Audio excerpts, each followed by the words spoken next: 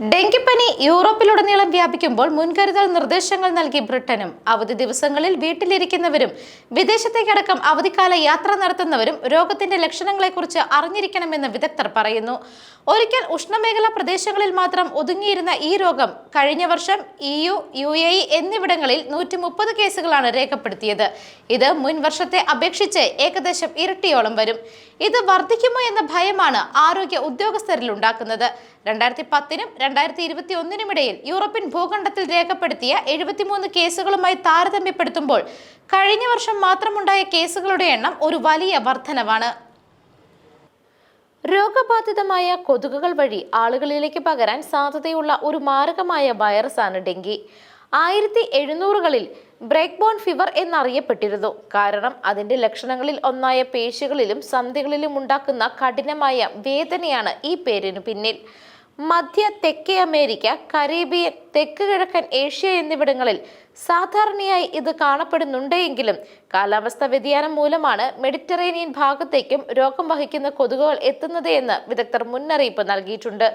കൊതുക് കടിയേറ്റതിന് ശേഷം 4 മുതൽ 10 ദിവസങ്ങൾക്കിടയിലാണ് രോഗലക്ഷണങ്ങൾ പ്രകടമാകുന്നത്. അതിനർത്ഥം അവധിക്കാലം ആഘോഷിക്കുന്നവർ ബ്രിട്ടനിലേക്ക് മടങ്ങുമ്പോഴും ഡെങ്കിപ്പനിയുടെ ലക്ഷണങ്ങൾ ശ്രദ്ധിക്കേണ്ടതുണ്ട് എന്നാണ്. ഡെങ്കിപ്പനി അണുബാധയുടെ ലക്ഷണങ്ങൾ ഫ്ലൂവിന് സമാനമാണ്. സാധാരണഗതിയിൽ രോഗികൾക്ക് 2 മുതൽ 7 ദിവസം വരെ നീണ്ടു നിൽക്കുന്ന പനിയാണ് ഉണ്ടാവുക. ഈ സമയത്ത് പനി കൂടുകയും കുറയുകയും ഒക്കെ ചെയ്തേക്കും. ആദ്യ ദിവസങ്ങളിൽ മുഖത്ത് ചുമപ്പ് നിറവും ഉണ്ടാകും.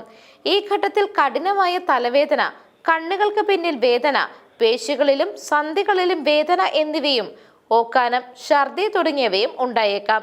പനി ആരംഭിച്ച 3-7 ദിവസത്തിനുള്ളിൽ ശരീരത്തിന്റെ ഭൂരിഭാഗം ഭാഗത്തും പരന്നതും ചുമന്നതുമായ ചുണങ്ങുകൾ പ്രത്യക്ഷപ്പെടാം. വൈറസിനോടുള്ള രോഗപ്രതിരോധ സംവിധാനത്തിന്റെ പ്രതികരണം മൂലമാണ് ഇത് എന്നാണ് കരുതപ്പെടുന്നത്. ഏകദേശം 4/1 രോഗികളിലും ചൊറിച്ചിലും ഉണ്ടായേക്കാം. മോണയിൽ നിന്ന് രക്തസ്രാവവും ചിലരിൽ കാണാൻ സാധിക്കും.